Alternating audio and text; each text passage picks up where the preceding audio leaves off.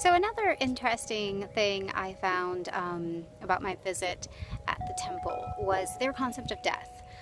They actually had a shrine, an altar dedicated to death, or the deity of death, Shiva.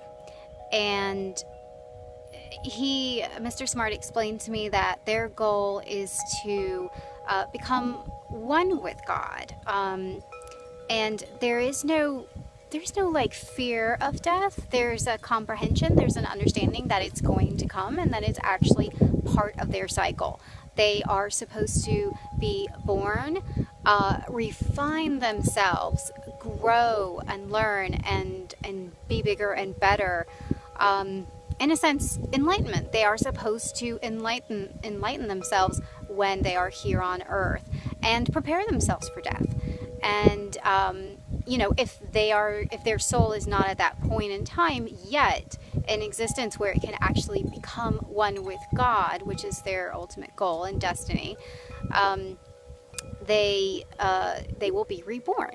Now, there is no fear behind it, or there's a lot less fear, I would say, than Christianity has, or most Christians have, because the enlightenment aspect of it is a much more positive light, perhaps, to death and then being reborn, versus our concept of salvation, which the concept of salvation isn't negative per se. It's not inherently negative, but a lot of people do tend to interpret it in a slightly negative way, which is unfortunate. But it does cause, in Christianity, I feel like, a lot more fear and frustration. There's that question of, did I do the right things? Did I do enough in order to be saved, or am I going to be condemned?